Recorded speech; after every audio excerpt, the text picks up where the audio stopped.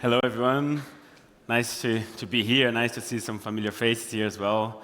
So I'll be speaking about how can we empower. Thank you. Can I ask? Can I see my? Okay. And can I see my notes? Uh,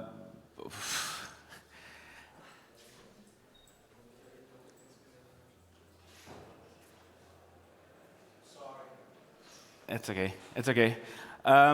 So, yeah, yeah, first, it's fine. So, yeah.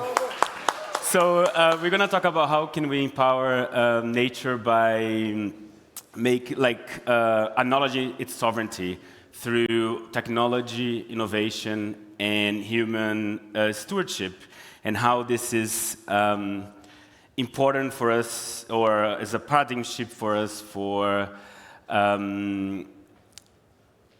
changing the relationship that we have, the relation that we have with natural resources in nature itself. So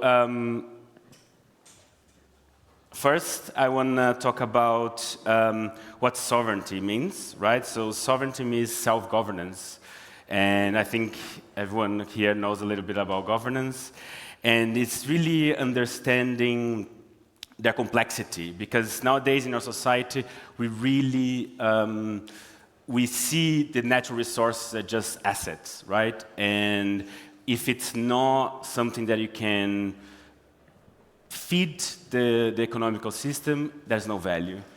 And because of that, we have all these problems we have now. So mass extinction, we have degradation of nature, etc. And in contrast with that, we do have like traditional communities or indigenous communities that saw nature as sovereign, as our own entity.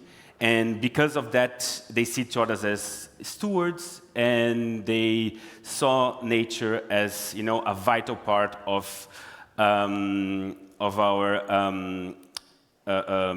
society, or their societies. And yeah, so one thing that is very important to realize is that I really like technology, and I think technology is something that can really help us, and it's not the end goal, because some people say, oh, technology is something, that's the problems that we created, that is you use technology to fix the problems you created.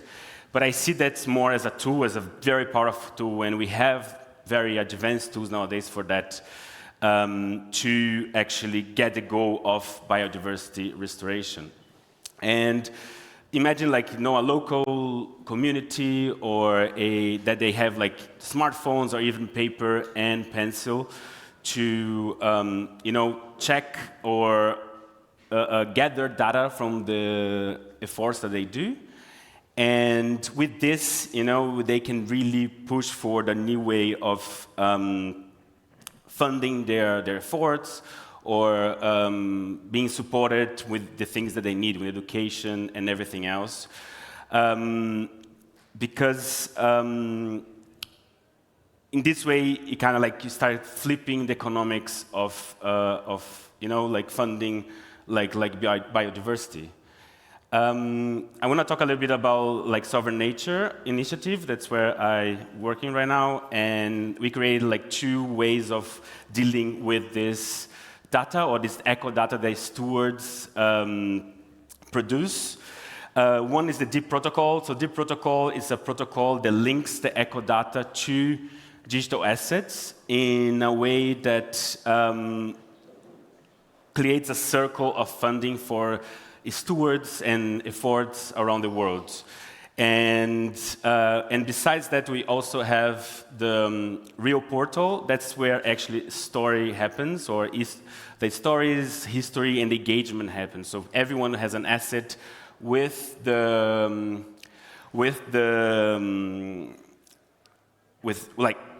eco-linked asset. They can see which animal is directly connected to that asset, or the land and the stewards, the people that are working with it.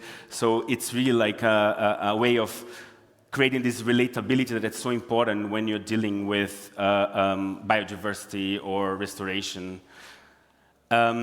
This is probably everybody knows, and I think it's very important to say also about the work that we do. So RWA means, real-world assets, but for us, there's a different meaning. For us, it's really about real-world animals, and it's really, it's about life, and it's about acknowledging this life, their entities, like their self-entities, because for us, and it's really our belief and that underpins everything that we do, it's that life is not an asset. And that's why we tried everything that we do to underpin and to understand that when you give agency to nature, that you see them as something else than just an asset. But besides technology, there is something very important for us that is community. And without the community, it's really hard for us to push forward the environmental efforts that we want to do. That's why we say that human stewardship is so important. So these are all projects that we work with our partners. So we have like Kenya, Costa Rica, Romania, and Portugal.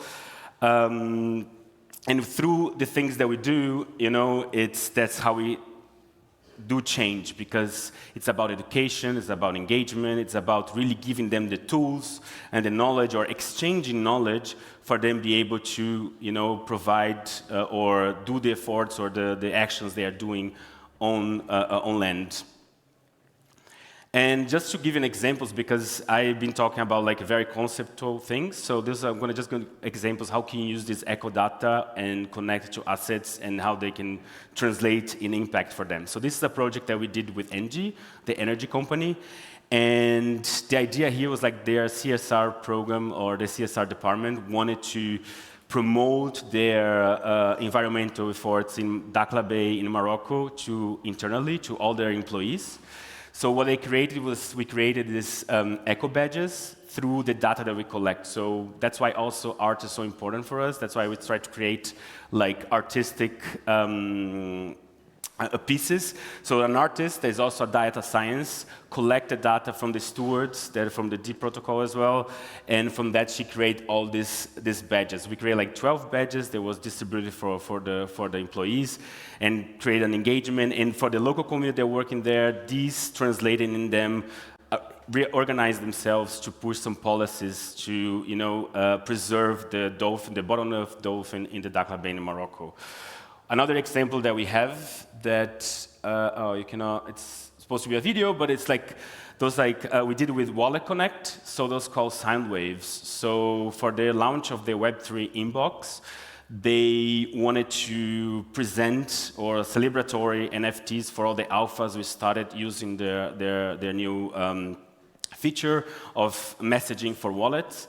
And this is, so the artist also created a whole video from the conversation of whales in the Caribbean.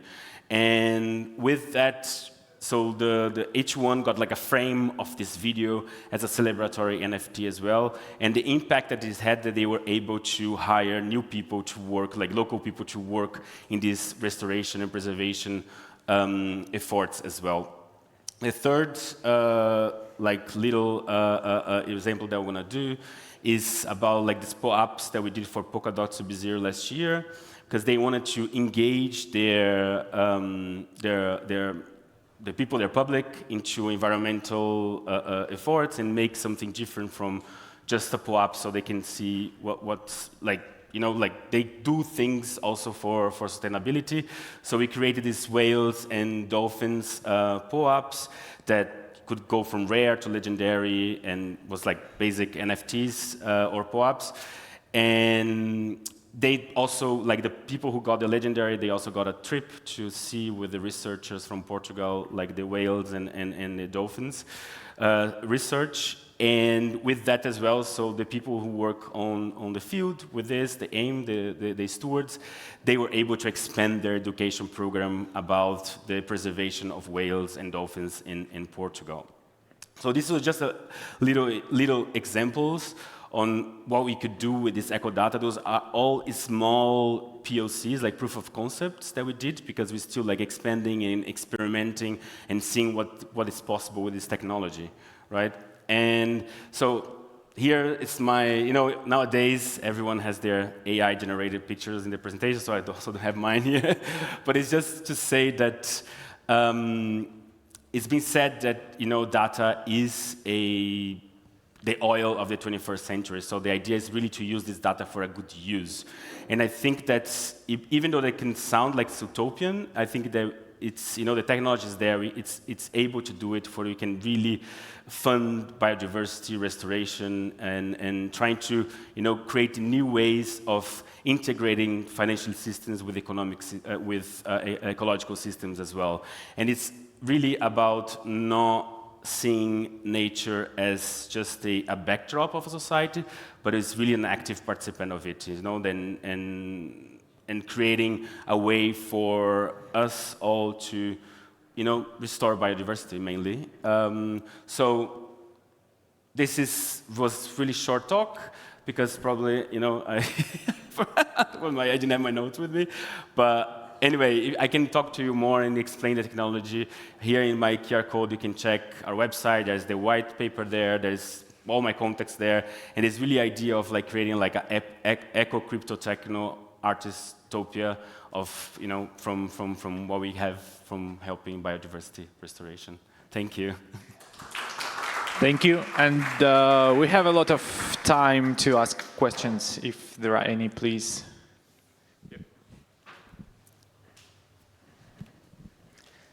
Yeah, so now would you say that nature is data as well?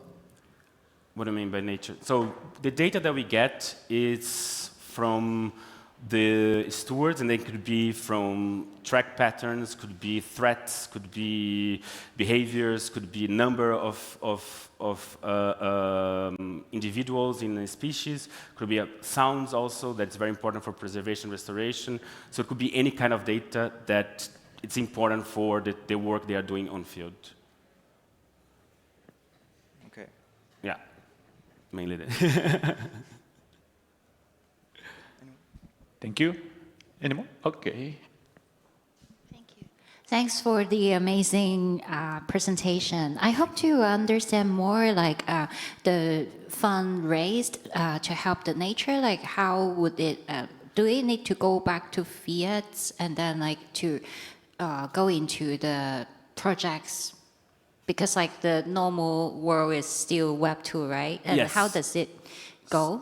So the projects that we work with, so it's a very small scale. So of course the deep protocol, they directly send the money for the stewards, but they had to, of course, off-ramp it. That's the way it is right now.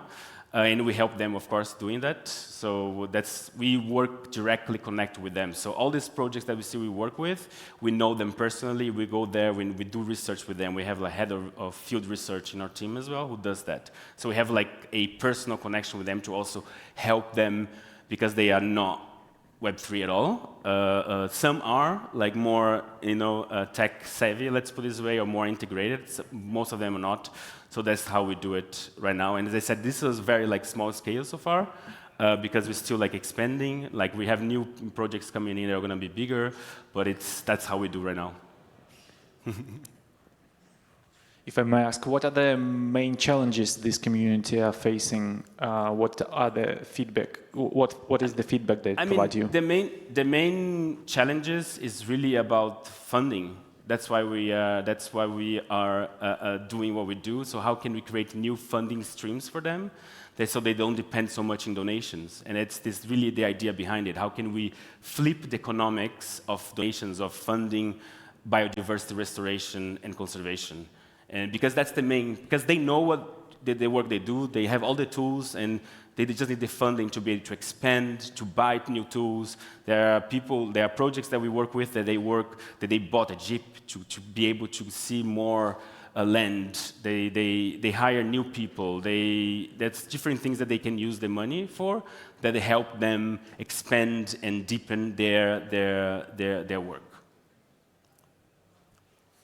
Any more questions? Yep. Thank you so much for the presentation. Thank I you. think it's such an interesting way to connect like Web 2 and Web 3 together, and how you are supporting, you know, the whole environment with it. My question would be like, if someone is interested in like, you know, getting more involved in your project and like supporting this cause and movement, like what's the best way to get started with you? Yeah. So in this QR code, you can find our website and a direct connection to me as well, so you can talk to me. But it's because we're mainly work B2B right now, so we work with companies that are willing to support or fund biodiversity restoration projects. And so we work with Engie, with Water Connect, Monsama, Polkadot. So that's how we are working right now, and then we create a project that makes sense for the company as well. Maybe a company already has some projects going on as Engie had it, and we just plugged in our technology and what we do with them. So mainly it's this, and then we can start talking. It's kind of on the website right now. We do have a eco badges landing page set up with 6 projects already set up. That is very easy to in. It's like, okay, I wanna, you know, support this project, and you're gonna go directly to a messaging we're gonna get it, and we can start like building up this, and then you have this eco badges, like not like Engie, of course, but it's kind of like, you know, this artworks made by a data scientist that is directly related to the data that is collected by the stewards, and the people who got the badges, they can go to the real portal and see the exactly animal that is connected to this NFT, to this token. And yeah, and learn a little bit more about it and check it. Sweet, thank you so much. No problem, thank you. Speaking about like B2B, like do you have any plans to just expand to the B2C side, whether it's connecting interested minds with, you know, projects, how they can get more involved beyond like just minting the NFTs? Sorry, can you repeat again? The whole thing, or? Yeah, so I'm just interested, like speaking about like B2B, do you have any plans to expand to B2C? Whether you are, you know, connecting like interested minds with projects? Sure. I mean, for us, we are really open to work with B2C as well, because I think that, you know, anything that we can do to help fund biodiversity restoration and conservation is great. We made this decision of working with B2B and more disclosed projects to not get into the speculation part of NFTs and, you know, the whole thing. So that's why we decided this way. But yeah, I mean, yes, we're definitely open for that as well. Yeah, thank you so much. Thanks. Thank you. More questions? Yes.